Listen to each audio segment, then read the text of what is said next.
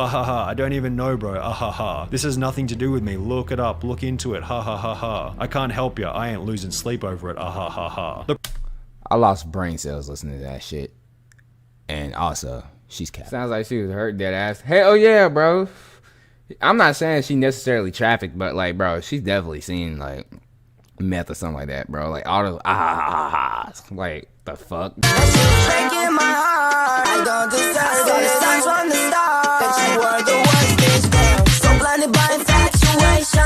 You was right in front of me. I know you ain't the one for me. All right, chat. So y'all really seem like y'all enjoyed the last Juice WRLD video, and then the numbers on that did really well. The overall reaction to it was really well, and I appreciate all that too, for real.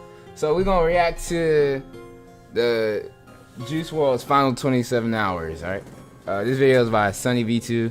I love Sunny V2's work. You know, I'm a huge fan of his work. Shout out Sunny V2. So we're just gonna get into it. Yeah, 9 minutes inside the Atlantic airport. They got a guy seizuring in here.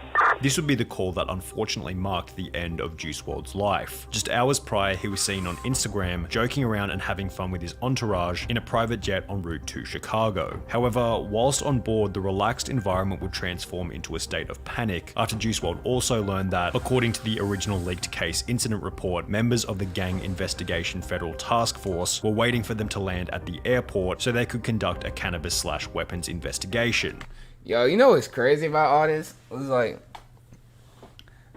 when Juice died, it kind of reminded me how I felt like when X died, if that makes sense. Like, it's like one of those times where like everything seemed like it paused and like it was just like, yo, what the fuck? Because like that shit was so unexpected. Like, I remember, cause it was a Sunday when this shit happened. I was getting ready to go to church, and I just got out the shower, and I had saw the news that, you know, he had passed, and it just hit me, and I was like, wow, like that shit. Oh my god, that shit it was just crazy, bro. Like, oh man.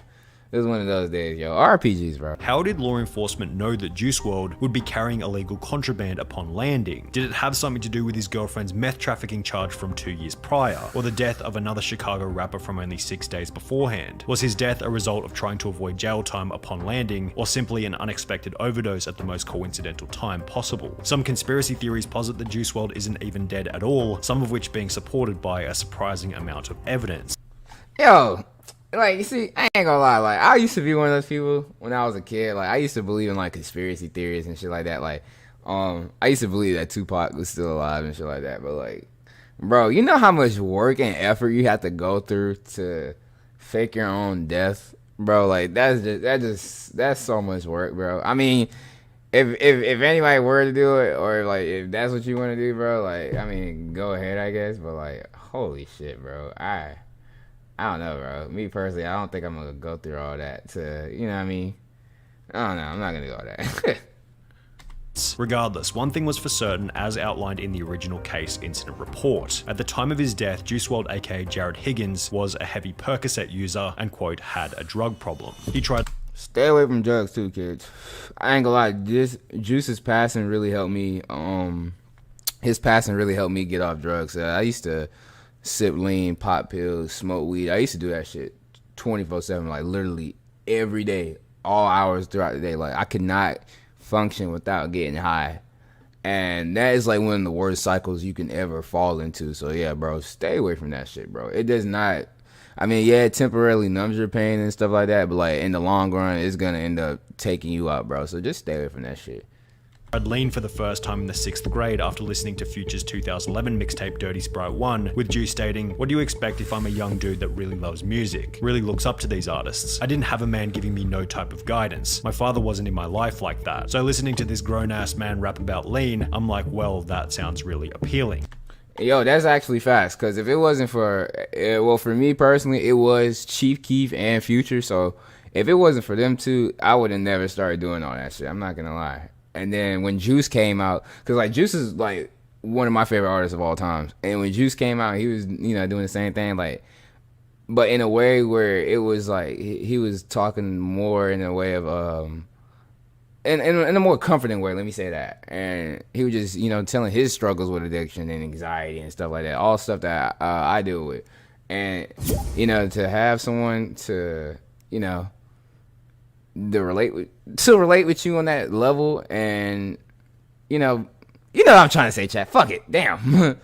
I ran into some Percocets my freshman year, 14, 15 years old, 13, 14. However, despite showing his knowledge about how bad these drugs were, Juice was unable to stop his addiction. Your mind could be telling you hell no, but your body is dependent, so it's like it could tear you apart. The battle. His music often Nah, that is facts. Cause I started doing all that shit in 8th grade, bro. I started, it started with taking little pills I could find around the house, and like getting like cough syrup and Robitussin and shit like that, and just mixing it with soda and punch, and then next thing you know, I was on the real shit. You feel me? So yeah, bro. Just it was so bad. My mom and my aunt literally used to have to hide all that shit from me. It was really that bad, bro. So like, yeah, just stay away from that shit.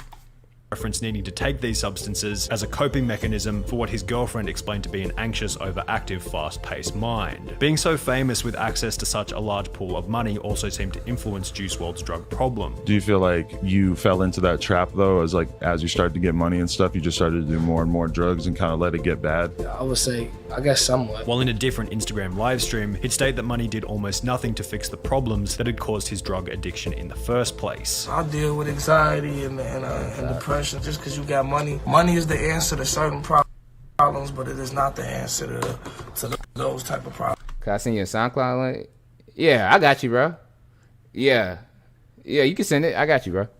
In the months leading up to his death, Juice's drug problem appeared to have gotten worse. We calculated it up, and it was like over 20 pills a day he was doing. 20% a day? Yeah. Juice's recording engineer Max Lord would state in a GQ interview, "We were all starting to be on his case a lot more about the amount of pills he was taking. He was hiding and compartmentalizing how much he was doing with different people. He'd come into the studio room and act like he hasn't gotten high at all that day, and do a certain amount in there before I tell him, bro, no, chill. Then he was going upstairs and hanging out with the guys and doing the same thing." And that's how it was with me, bro. Cause I used to try to hide that shit from everyone. Like I used to try to hide it from my mom. I used to try to hide it from my family members and all my teachers. Cause like I had a teacher, and like she was really fond of me. Cause I've always been like a smart student in school. I just hated school. So one day I came to her class. This is on 420. I came to her class one day after smoking. And we ran from the police and everything. Like I'm gonna have to tell y'all that story another time. Yeah, it's a long story. So yeah, I showed up to her class. It was early release day, and she saw my eyes and she could smell the weed on me. Like I didn't spray down or nothing like that. And she was like, she pulled me to the side and she was like, "Yo, Quan, I'm so disappointed in you. Please don't do that again. You're better than that." You know what I mean? And I ain't gonna lie, that's one of the moments that made me realize I was like, yo, I really have to get off this stuff. And yeah, it really didn't. I really didn't get off it at that time. It really didn't fully kick in. Like I really didn't get off drugs and everything until my father passed later that year. So yeah, Sam always felt like the smart student at school. Yeah, same, bro.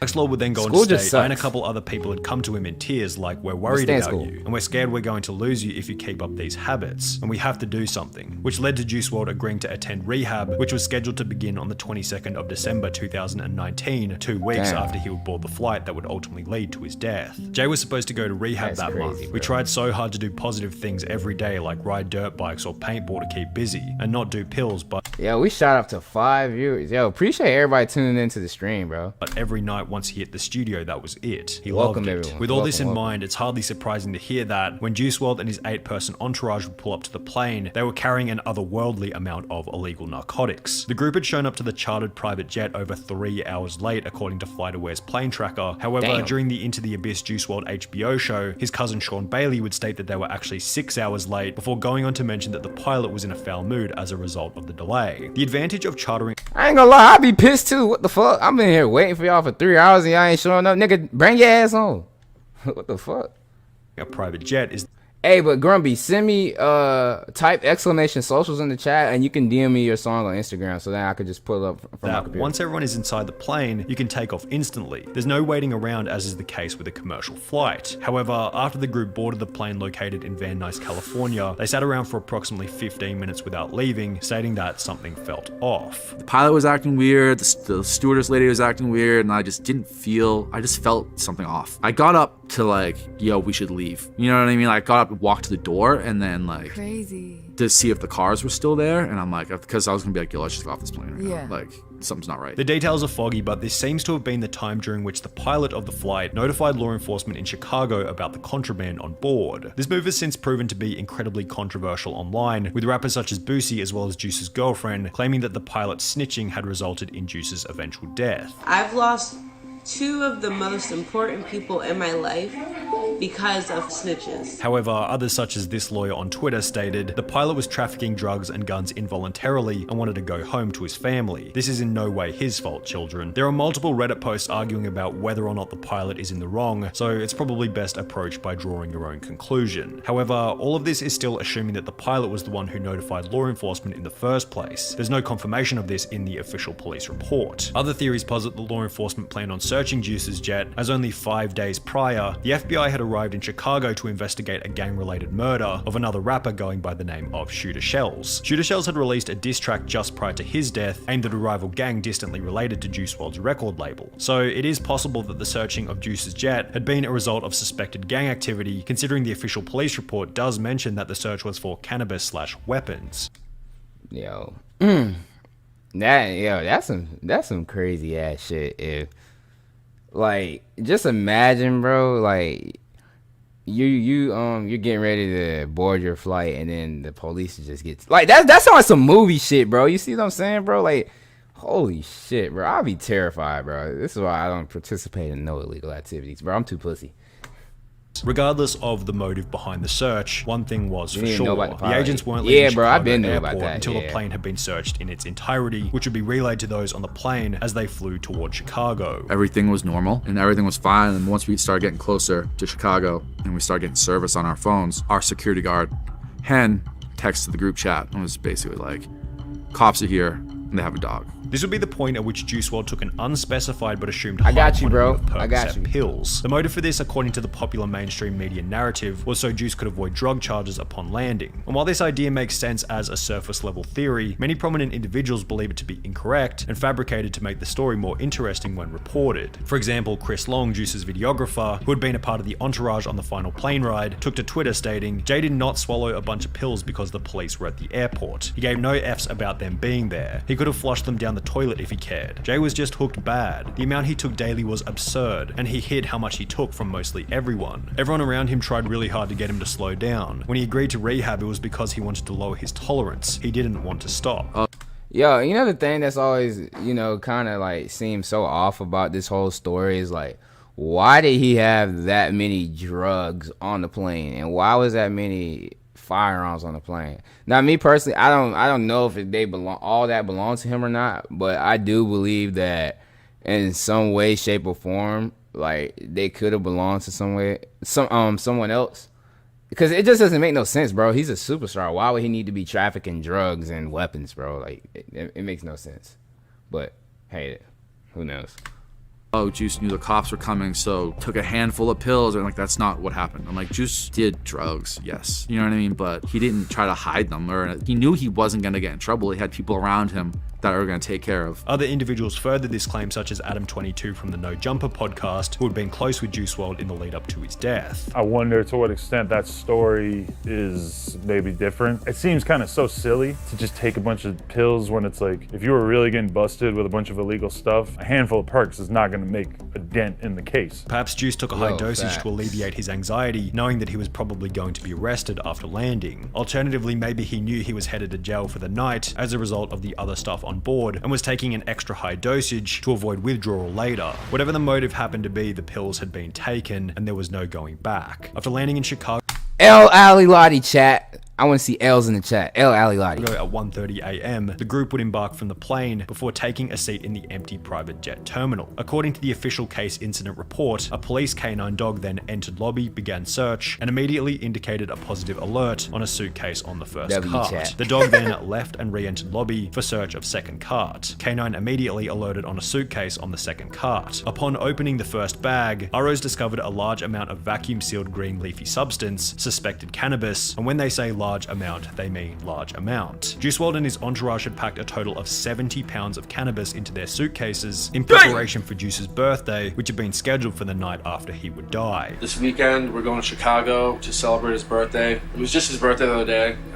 but we're going this weekend, Saturday. We're flying out there. We're gonna have a birthday party with his mom and family and friends and stuff like that from out there, so. However, the sheer amount of substances held by the group has spawned a list of alternate theories about why they had been transporting such a high quantity in their luggage. One theory which, to be fair, sounds a little far-fetched. And see, this is where, like, yeah, like I was saying earlier, it just doesn't make no sense for him, like, just him to have all that shit, bro. Like, it's gotta be something else. Like, and I hate to sound like a conspiracy theorist, but, like, it just doesn't make sense to me, like, why we have all these drugs and weapons with him. Knowing he's a superstar, like, why? He doesn't need that much money to, like, I'm like, come on, bro. He's making millions of dollars, so he doesn't need drug money, bro. Like, it doesn't make sense.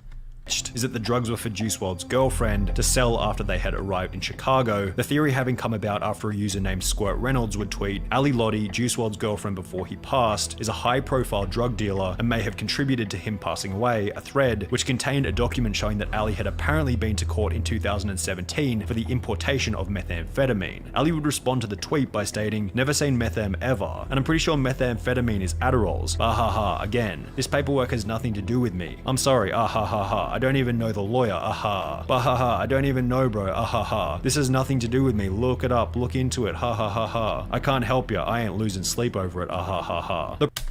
I lost brain cells listening to that shit. And also, she's capping.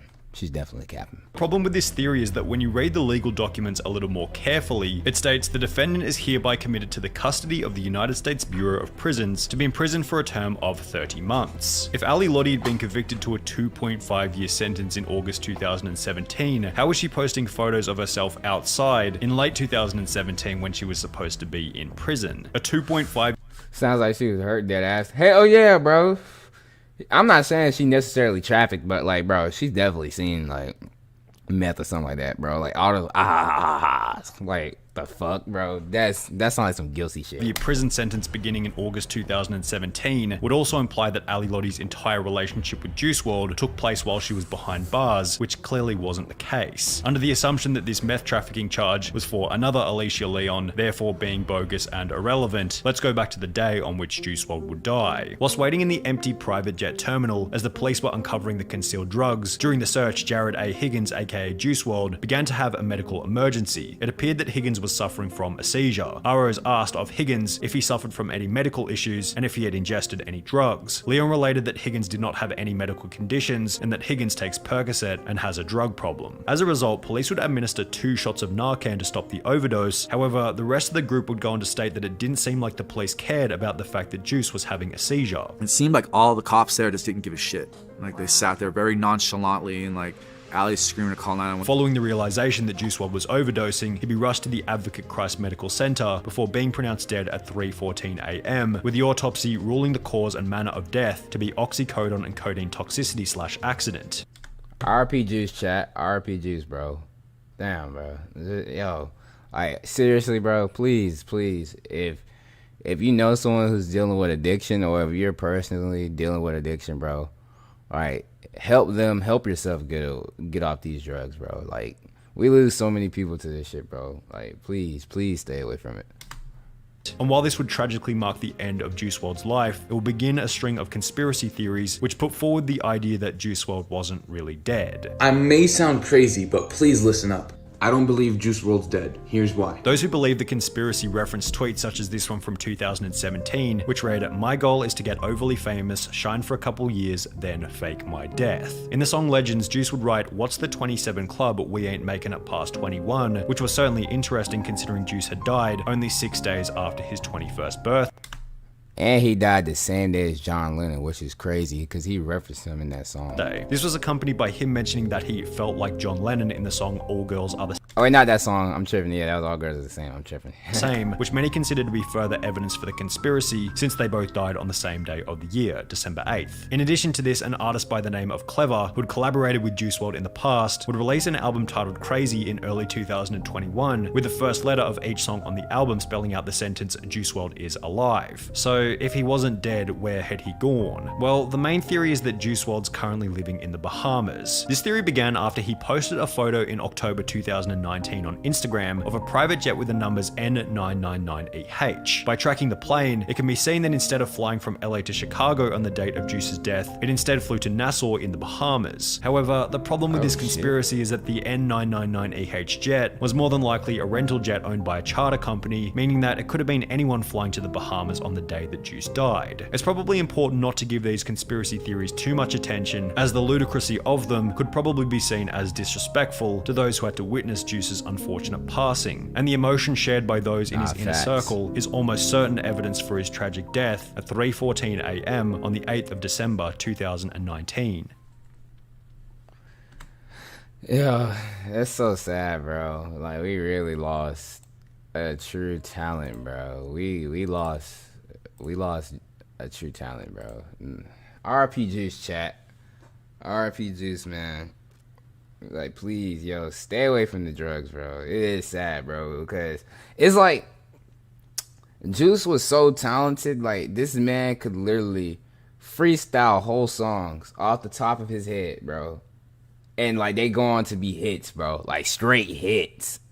And it's like, that's like, he's like one of those once-in-a-lifetime type artists, like kind of like how X is, and Michael Jackson, like Tupac. You know, guys like that, bro, like, those are like once in a lifetime type artists, especially with the pull they had on the youth and just the world in general, bro. Like, yeah, bro, it's so sad, bro. It's extremely sad. RIP Juice, bro.